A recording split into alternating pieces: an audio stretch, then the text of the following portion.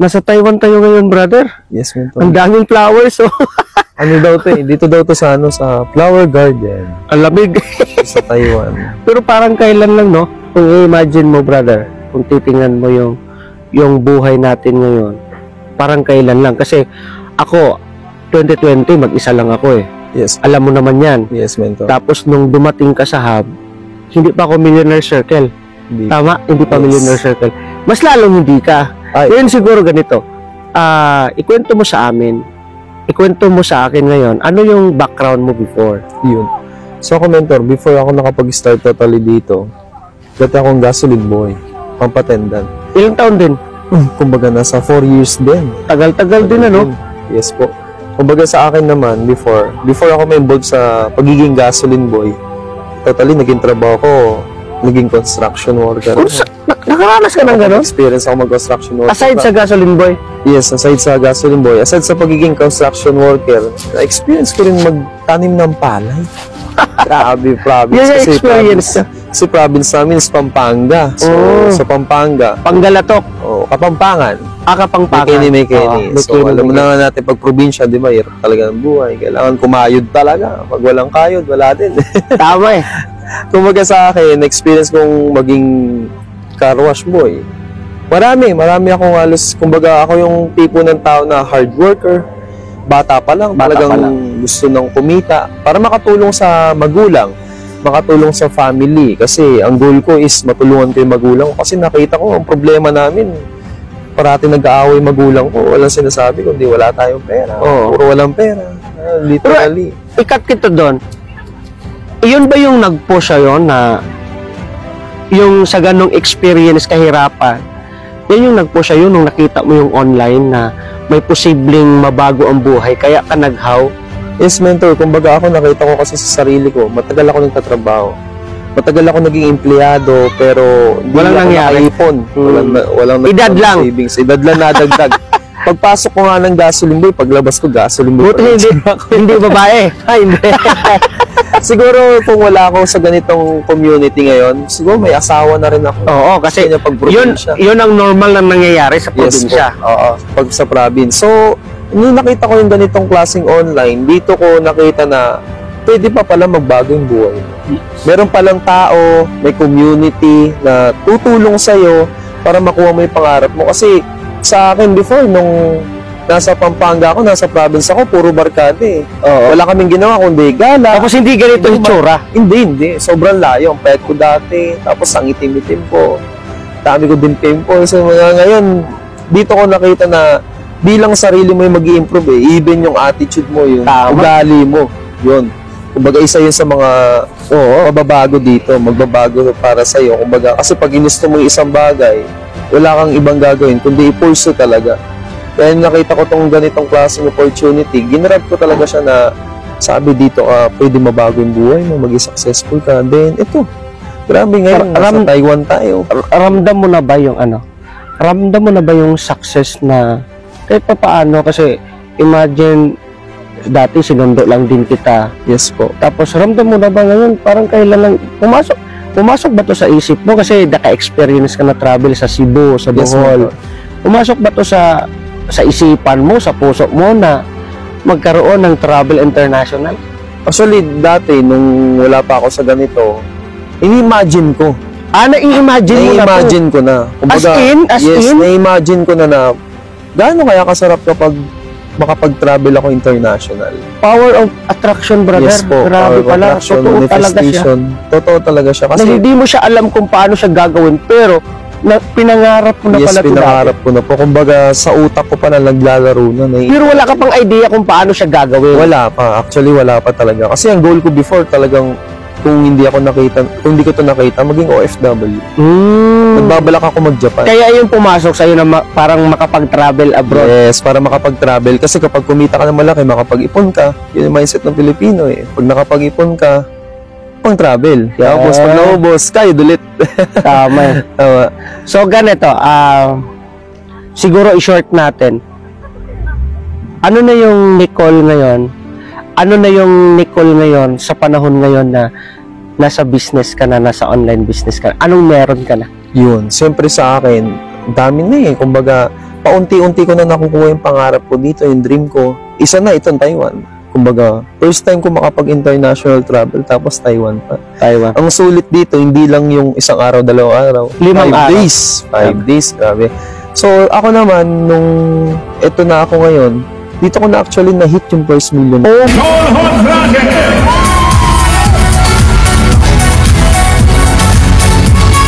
Oh my God. First And syempre, million! thank you so much Kumita po. ng 1 million. Yes, kumita po ng 1M. Saan ka na-awardan?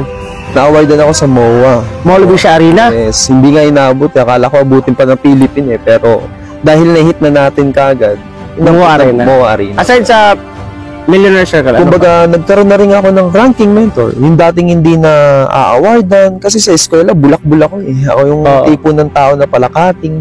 Ganun yun sa akin. Huwag ka mag-alala, hindi ka nag-iisa. Madaming ganyan. So, dito ako na-awardan mentor as a silver executive. And malapit na rin tayo mag-gold executive. So, parang position mo yun sa Yes, company? position po sa company. And syempre, sarap lang sa feeling kasi dito ko na na-experience yung time freedom. Time freedom. Time Yun ang freedom. pinaka-importante, no? Yes po. At saka dito ko din na-experience na yung tipong natutulungan mo na yung magulang mo, nabibigyan mo na. Even mother, father ko, nung nag-birthday sila, lumabas kami, kumain kami. Kumbaga yung tipo na hindi mo na kailangan pahirapan yung sarili mo para kumita ka ng pera. Kasi nga, dahil sa tulong ng community natin, mas mabilis. Mas mabilis ko na hit yung first million at kumita na malaki dahil sa ganitong klaseng opportunity, sa ganitong klaseng community. Masarap ba sa feeling? Masarap sa feeling na natutulungan mo yung family mo, natulungan mo maayos ang sarili mo, hindi lang ang siyempre yung mindset, hindi lang yung mindset, pati yung personality mo natulungan eh. Yes. Talagang pumugi ka as in. Sobra men. Diba? Kasi dati payat na payat. Oo, payat na payat before. Pero yun nga, masarap lang sa feeling kasi eto na tayo ngayon. Kumbaga nangyari sa akin, malayo na pero malayo pa. Kumbaga, unti-unti nakukuha yung dream, unti-unti nakukuha yung goal. And sarap lang sa feeling kasi kung babalikan ko yung dati kong background, sobrang hirap talaga. Kumbaga, wala din pumasok sa isip ko kung magiging successful ba talaga ako eh. Pero dahil sa may na-meet tayo sa online, nakilala ko kay mentor, naturuan, na-guide. Kumbaga dito, hindi lang tayo kumita ng malaki, hindi lang nakapag-travel. Even talaga yung attitude ko, mentor. Kasi mainitan ng ulo ko before. Dito talaga totally nagbago lahat. Kumbaga, kasi sabi nga, kapag gusto mo maging successful ka sa buhay, kailangan baguhin mo yung attitude mo. Yun yung isa sa mga naintindihan ko sa ganitong klaseng opportunity. Attitude talaga una, no? Yes po, attitude. At saka, siyempre, opportunity na naka-align para maging successful. Yes po.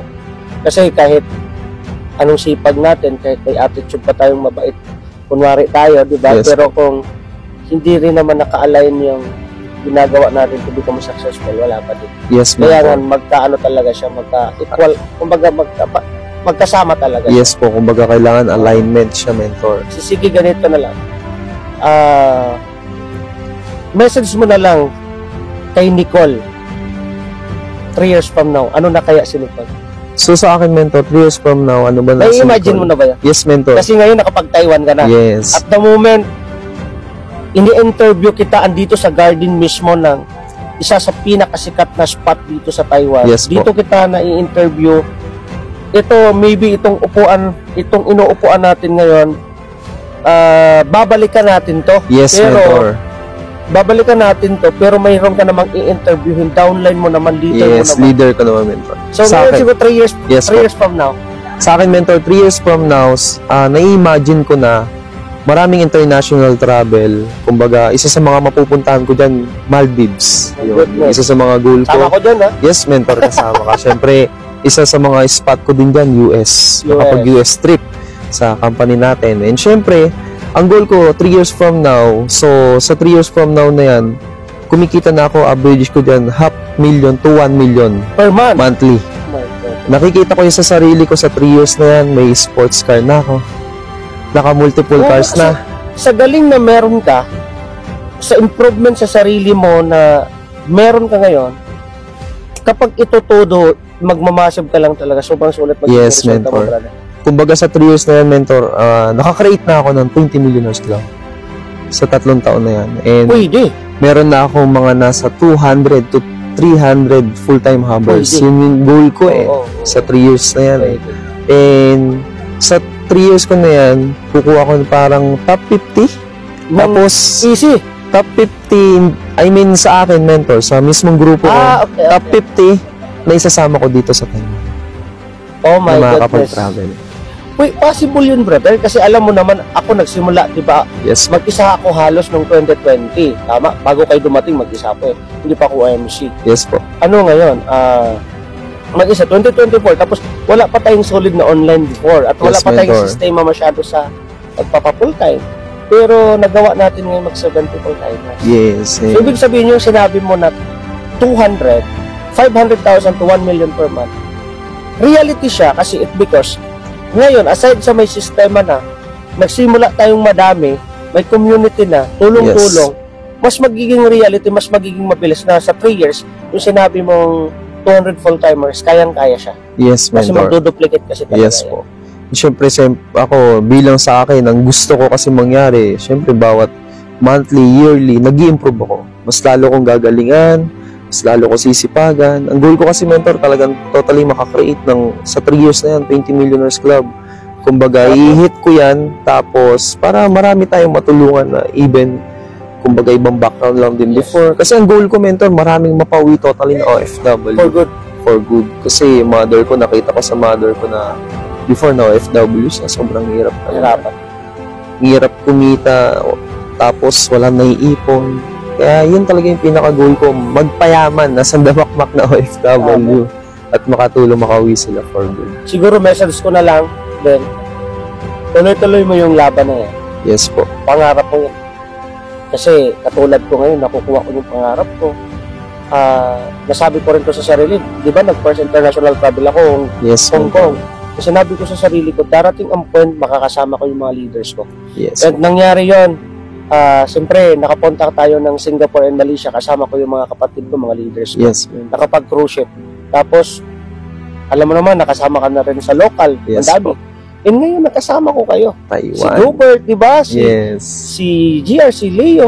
Yes. And ang dami. Tapos, so, siguro, ano na lang, supagan pa natin, Yes po. gawin pa natin ng todo, mas pupusuan pa natin yung ginagawa natin para marami pang mga OFW na makauwi for good. Marami pang mga tao na katulad sa atin na mga ngarap para makuha din nila yung mga ngarap. Yes. Basta brother, yun ang gagawin natin. Yes, Sulit mentor. 3 years, kailangan i-hit natin yung 1 million per month mo. Yes. Alright? Kasi pag nag 1 million per month ka, Ay, parang grabe. gusto ko mag-break pa sa Nakakakilig. Japan Japan lang. Alright? Yes, mentor. Thank you so much. Let's go. Yes. Uy, tara na.